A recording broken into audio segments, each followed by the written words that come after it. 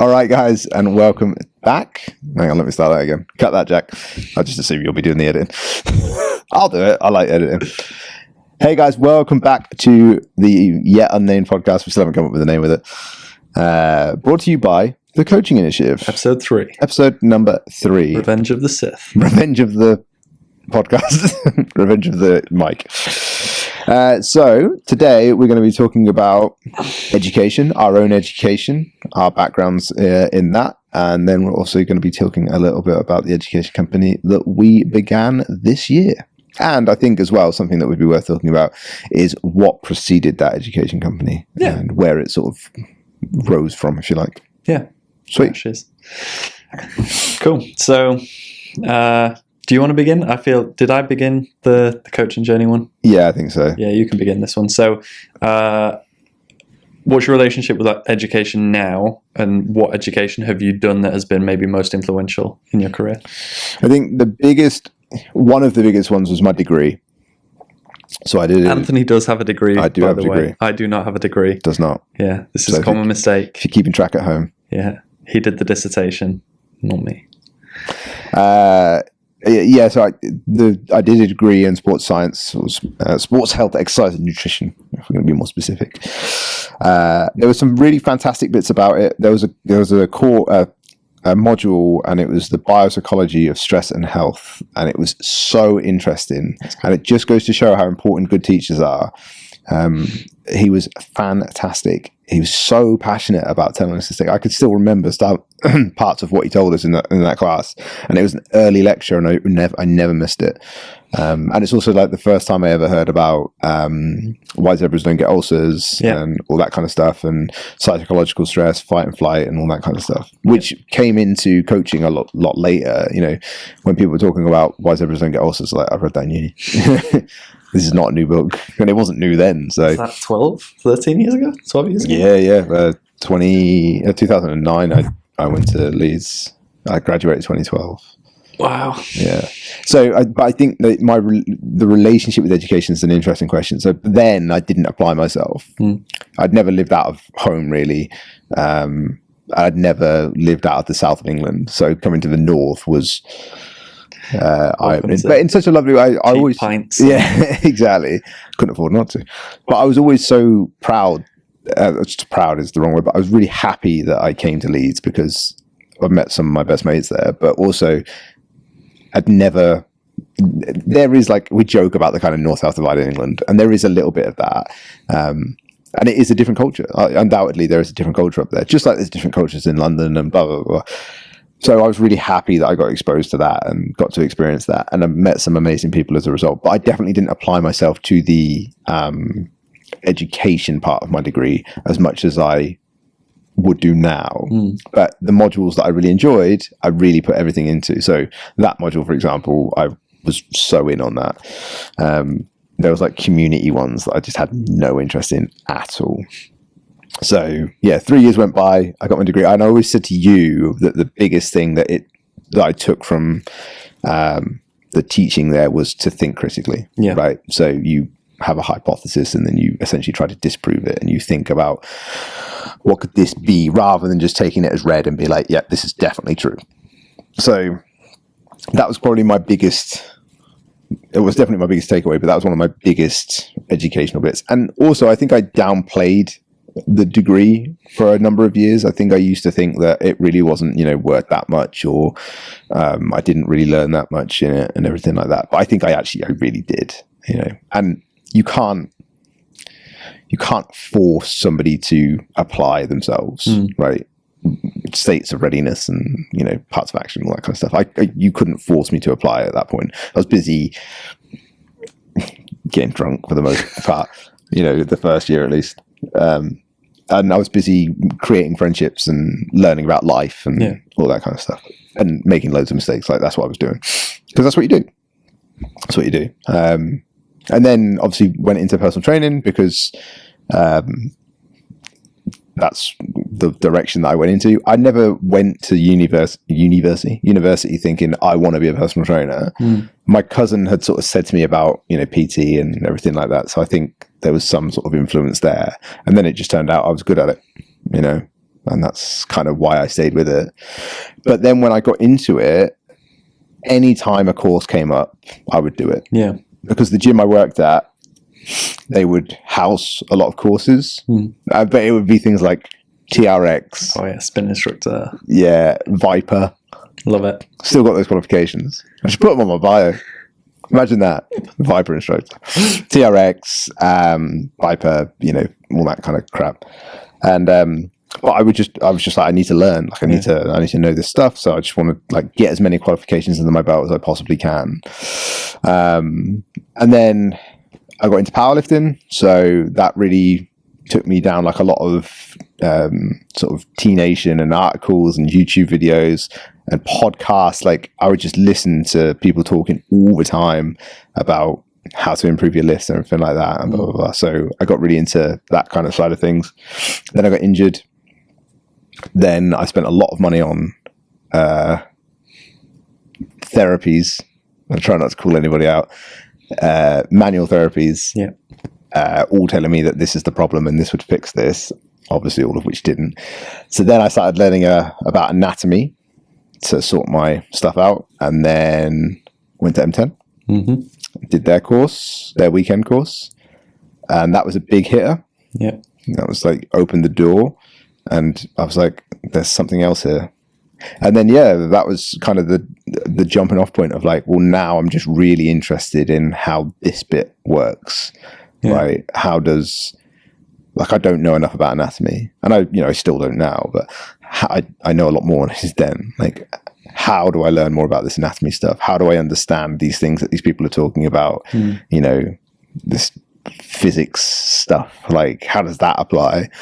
And then from that is when I found out about Integra Education, and that was, I mean, undoubtedly, aside from my degree, that's been the company that I've invested more money in than anything else, and more, not just money, but time and effort and energy.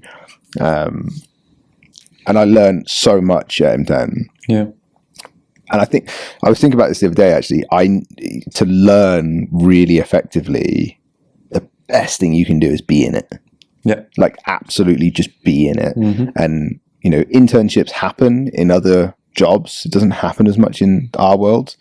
But if you want to be a director, you get internships, and you be a runner, and you be around the environment so that you understand how it works, because that's when it happens. Because when someone teaches you something, they're teaching, so it's a different experience than when they're doing. Right? When they're coaching, it's different. Yeah. Right? We present different to how we would coach. There's similarities, of course, but there's these like little bits that happen. Yeah. So like M10 taught me a lot, and then I started investing in RTS. And then started investing in Integra, and then eventually worked at Integra. So again, to be in it and experience it. So I would say that was my biggest thing. But it's interesting that I came from a position where I left my degree where, I didn't apply myself as much as I could have done. And I maybe felt a bit distant from some of the education, to then actively seeking it out and investing time, money, energy into, like, I need to learn. I need to know this stuff. I need to find the next bit. So yeah. Well, I think we get a lot of feedback like that from our students, right? Like, I really love reading our feedback, because it's not, I really loved this webinar. It's, when we ask them about their experience through the course, it's things like, I always identified as someone that couldn't learn. Like, I hated education, and you've made me fall in love with studying again, or that kind of thing. And I'm like, that is far more valuable for me, because whether they stay with us or not, the fact that they love education and have that relationship with it. It's like when you coach a client that says, whether they leave your service or not, they say, like, I love training now. That that's a transformative process that can then stand the test of time. So I resonate with that. I resonate with the idea that the right teachers in the right moments, like, you can think of the teachers in school that had the most impact on you, right? Like, you can think of their names. Literally. From primary school. to secondary school, you can literally think of the people that were most influential, that were passionate or had their quirks and stuff. But they probably had their quirks because they actually gave a shit about the subject. Yeah. Yeah, and not too dissimilar for myself, minus the uni situation. It was, unfortunately not earning enough to invest in anything like tangible and serious for the first like probably year and a half of coaching. So it was a lot of learning on the job, making a lot of mistakes. I still remember PT clients that I told had, probably starvation mode. I still That's remember back, by the way. Is it? Yeah, that's back. It's back, baby. It's back. Comes in circles. Everyone's starving. Love it. Yeah. And it was a lot of self-study. It was a lot of trying to find the most convenient free resources I could, which at the time didn't really exist. It was all forum and opinion based. So forum based. There's not really tons of just reading Strength Sensei's website constantly. Literally, yeah. And then taking loads of vitamin C because antioxidant. Was it like get those free radicals down per percent body fat? You give your client 1 gram of omegas. Yeah. So okay, Julie, you're 40% body fat. So prepare yourself. Yeah. Your Amiga, open that mouth. Yeah, your Amiga bill is bigger than your personal training bill. Madness. Yeah. Imagine the fucking fishy burps on that. Disgusting. Anyway, so yeah, it was a lot of free stuff, and then I started at Virgin Active, same as yourself, commercial facilities. So you're going through the process of being trained up in various aspects. And I remember like the team. So we had a team of about 18 coaches at VA, and they were all quite diverse, like having their own little quirks and stuff like that. But whenever we'd run like a team meeting to cover like educational topics, there'd be like me and one other coach that'd turn up. It's like, all right, cool. I can see the caliber that I'm kind of trying to be around, and I just did not have the resources to invest. And then the only reason that I invested in Mac Nutrition, well, not the only, but one of the main reasons that I invested in Mac Nutrition is because there was a Virgin Active live event, and Mac Nutrition had a store where they were running like a quiz, and the quiz was like multiple choice, like guess the calories in these images. And I won from like 150 PTs at that event. I got the most right. So I won like £500 off. So I was like, well, doing that course then, because I'm a sucker for a bargain. I'm a northerner, They actually asked if you could have the cash first. Yeah, can I have the cash now? Oh, okay. Yeah, well, fine. Guess I'll spend that. And I shit you not, like, because of what I was earning, for me to pay for my nutrition, like, cost me a ridiculous amount of work hours. Yeah. So I was like, this is an investment that I need to take very, very seriously. And then like halfway through I transitioned to start at M10. Yeah. So then I started at M10 and got way behind on M&U stuff because I was trying to absorb from you guys and be part of the PT mentorship as the student. Yeah. So I was like doing PT mentorship and Mac Nutrition at the same time. Yeah. Fucking horrendously heavy on the education. I forgot that it was called that. What? The PT mentorship. PT mentorship, Whoa. Yeah. And I must have... So I started in 2019, April, and then by April 2020 in lockdown, I was teaching on it. Yeah. So... God, we were desperate, weren't we? 2 cohorts... Coach, sign me up. 2 cohorts of like being a student on that. So again, repetition, because you can't watch a webinar once and just fully understand it. Yeah. It doesn't happen. And... yeah, so then it was PT mentorship. It was a lot of skill-based stuff. I learned so much from you and Joe, and seeing how you guys coached on the gym floor and how you interacted maybe differently compared to how I would. And, it's just, you kind of mold and adapt to that. I think sorry to cut you off, because I know you were going to carry on talking, but there's 2 things. One, I remember when you joined and you were going through the process, because I don't think I taught on that. Well, maybe I did teach on that one. Did I teach on that one? Maybe not the first, maybe the second. The second one. I didn't teach on the first one. But I remember, because you were on that one. I started teaching on the next one. And then I remember saying to Joe, Jack will be next. Jack will be next, 100%. Because there was other people in the facility at that time. And they good coaches and all that kind of stuff. And it's fine. Not everybody wants to go down that route of education. But just the way that you applied yourself, I was like, 100% Jack will be next, and we'd be a fool not to take him in. Like, we need him on this team because that'll be the thing that can really like amp it up. But the thing about watching other people coach and being in it, I totally agree with that, because the conversations that we would have, like between clients, and of course, like there's a client conversation, you would never say, oh, this person's dealing with this, but you would just, the way you would talk about how you were operating and everything like that, and then you would observe, right? So how Joe coached, and how he does coach now, compared to how you coach and how I coach, there's a lot of similarities, but there's these differences as well. Yeah. And I remember watching you coach a client, we won't name her because we don't need to, but the wife of, right? And I remember walking past and just feeling this energy where that's not a time for me to like interject and speak, because you had a really good relationship with absolutely her, so it would always be like a, hey, how are you kind of thing, rather than have a bit of a joke. But it was like, oh no, I can feel like there's a shield here.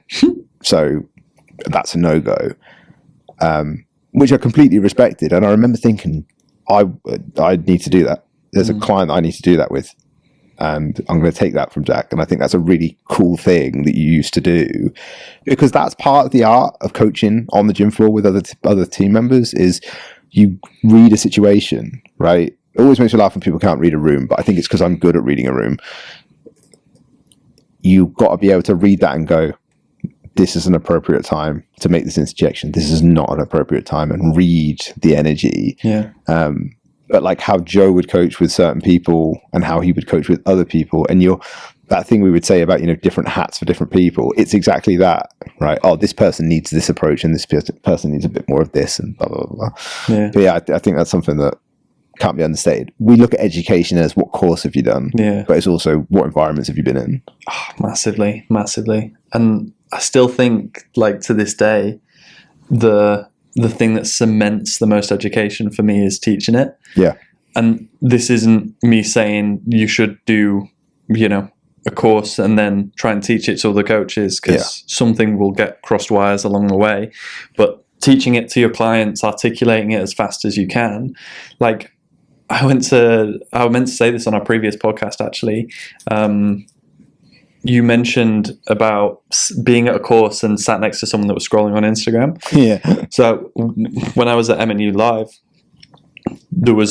I was just caught in it. I was just obsessed with what they were talking about, and I didn't go in with those intentions, but I knew if I put myself in that environment, I kind of would be. Yeah. So like, I didn't give a shit about microplastics. Like, it's just not top of my radar. Weight loss drugs, I don't currently coach any clients with weight loss drugs, so why the fuck would I spend my time learning about that? But I knew putting myself in that environment, I'd just get kind of caught up in it. And I did. And I saw so many practitioners that were just like scrolling Instagram and, doing stuff. And I was like, this is actually insane. But then that weekend, I came home and I was teaching Laura about microplastics. Can't wait, sit down. Thing is about microplastics. Yeah. You see that chopping board? We're getting rid of that. Yeah. And it's just, I can't not do that now. And I think I don't think it's parroting necessarily, but I think it's because if I try and explain what I've just learned, all the missing pieces that I can't explain, that's a cue for me to go back and relearn that thing. Yeah, I agree as well. I don't think it's a parrot, and it's not you're trying to teach this. I think it's also a way of cementing, like, what's the word, when you retrieving information. Yeah. I do it all the time with walking tours. Yeah. Right. I just go on one walking tour, and then the next person who I see, I'm like, you see that over there? Stiffy on the Liffey. Stiffy on the Liffey. Classic. Right. There's some gold windows in Toronto, and they're actually got real gold in them. Wow. Yeah, exactly. Right. Amazing fact. Yeah, what an amazing fact. Cool. Right. And they're like, there's this banking district in, Quebec tried to, like, Quebec Bank shouldn't be there because it tried to make itself its own country in the 80s when this far right thing had power and stuff like that. I was saying all this stuff to Ash's sister, and she's like, because I just found it interesting. But it's you don't say it because you're trying to sound smart. You're saying it because you're trying to cement that information in your own mind. Yeah. Because you find it interesting. Yeah. We always said it doesn't matter what the subject is, it's how the person talks about it. Definitely. Right. Famously, the coffee guy who. He doesn't work there anymore, but he would come and tell you everything about it, right? Brilliant. This is an amazing blend from Botswana and blah, blah, blah. And I'm like, tastes a bit fruity. Tastes like coffee to me. Yeah. But yeah, it's nice to be around. So all of that stuff, do you feel like you transitioned that stuff into our business, into the coaching initiative? Try to, where possible. I try to be passionate because I know passion breeds interest, as they say, as I say. Passion breeds interest. I try to be passionate. I try to speak in layman's terms and make it very clear on what we're talking about, but then having the ability, hopefully, to escalate that eventually to be, okay, but this is what we're really talking about. And I think we've done that really well with level 1 and level 2. Like level 1 is very layman terms. Like an advanced coach could go into level 1 and kind of be like, yeah, I think I know all this stuff. And like level 2 is basically level 1 on steroids. So they could go into level 2 and be like, oh, shit, okay, I didn't know this stuff. Thought I knew this stuff, but I don't know this stuff. And that's what I really love is being able to, it's like when you've got a client, right? And that first phase you take them through is like, oh, this is cool. But then the second phase, when you can accelerate things and push things that little bit further and stuff, and the client's like, oh shit, now I'm seeing the real potential here and doing things that I never thought possible. I think our education is an emulation of that. And I think that's because we've been coaching so long. And I know something we kind of started with the intention of is not diminishing our experience and our light in the sense that we are actively coaching on the gym floor whilst we teach. Well, I say on the gym floor, I'm not on the gym floor right now. But we are active coaches. I'm hardly on it, to be fair. I'm trying. We're active coaches partaking in the things that we're telling you to do. So these results that you're seeing us put out still right now that are real life. Thank you, Spider-Man. Thank God that was on fucking camera. Can't wait for that bit to get replayed multiple times. That for anyone that's just listening, I call a water bottle that drops because not everyone's going to be watching this. Hardly anyone's watching. Everyone's listening. The education is a reflection of our coaching, and our coaching is a reflection of our education, and that's what makes it authentic. I think the biggest thing about that is I would find it really hard to associate. There's so many times that we record content for the coaching initiative, or before we're about to go on a live call, or when we have a meeting, and I'm like, I was talking to a client earlier, and here's these 3 things that I thought of as a result of that, just coming off the back of that call, here's the things that I thought of. And I think it's so vital. But I would agree. I think even going into level 1 though, there was subjects you were teaching, and I was like, hadn't thought about it like that, or I didn't know that, and I think that's the advantage of doing it together rather than having your own solo. And I know that was the same the other way, but it's I think that's to steal from Mark Strather and from Jen about leading from the middle. Well, that was, you kind of took that and ran with it yourself, right? So but credit where we kind of got it from originally. Leading from the middle, and I really love that concept, and I think that's what we do quite well in this business, is that we're doing it from the middle. So if somebody comes in and they've got a background in cardiovascular surgery, they're probably going to have a better anatomy knowledge of the trunk and the chest, or probably the whole body, than we would have. But we wouldn't stand there and go, oh, no, you can't teach this, blah, blah, blah. It'd be like, oh, you would have some amazing insight into this, so please bring it to the group. And I think it's the same thing in coaching. If you're leading from the front, which isn't, we're not saying that's a bad thing, and we're definitely not saying you shouldn't train and you shouldn't do this, and you should do all those things, because you should be an inspiration to your clients, but you should also be a point of realism to your clients, right? And I think that's the thing with the education, is that if we don't know an answer to something, we just literally go, I don't know. But we can find out, or we can get somebody who will know or have a better idea than we will. Like, we had Amy come on and do endometriosis, because funnily enough, me and Jack have never dealt with that. Correct. Personally. Although 17 cases of it happening in men. Really? Yeah, remember? That was at the start. Oh, yeah. Yeah, there you go. Oh, yeah, true. But, that's a better idea, and we're not operating from a position of scarcity and this is ours. It's kind of, it's overabundance. It's like, we've got these things to share that have helped us so much, and we genuinely give a shit about giving that stuff away as much as we can. Hence why we launched the low ticket. It's like, how can we help even more coaches who can't afford the level 1, even though level 1's very affordable, So yeah, I definitely agree, and I think the efficacy and the effectiveness of the current course that we're running is because we have also years of educating experience as well, right? So we have all this coaching knowledge and experience and passion, but we have also been teaching for long enough to have gone through the years of figuring out what doesn't work with teaching. You know, we've taught enough coaches to be able to go, oh, yeah, well, we don't really talk about that anymore because we know you guys take the wrong idea, so we're just not going to talk about that right now because we've seen the mistakes people have been made in the past. And that doesn't land. Yeah, and we've built courses in the past that have been structured this way, and it sounds like a really good idea, and I know you guys want that kind of thing, but trust us, we've seen that in action, and it doesn't work. We've got the data. We've got the data. Yeah. This is what we have seen work time and time again. So this is a process that perhaps you need to trust in order to move forward. And it's not without its issues. No, we figure them out. Right, and it's not without its drawbacks, but you've got to choose the one that is more appropriate. More appropriate, more palatable, and more of what people need, which is structure and accountability. Yeah, just like clients. I literally had a consult. I had a consult the other day, and my consults always start in the same way with the same question: how can I help?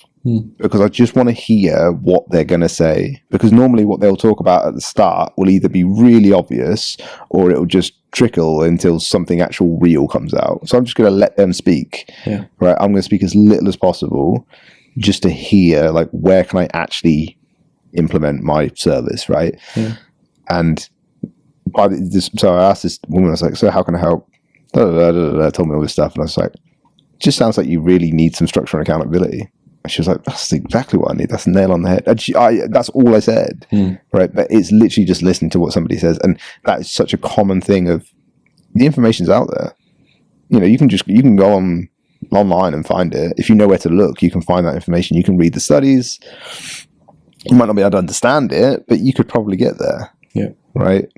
In terms of the pure data, but how are you then going to apply that? How are you going to have the conversations? Because it's not just the information that you're getting provided with, right? The conversations that you have within that time frame, within those environments, whether it's online, whether it's an in-person event, we do both, right?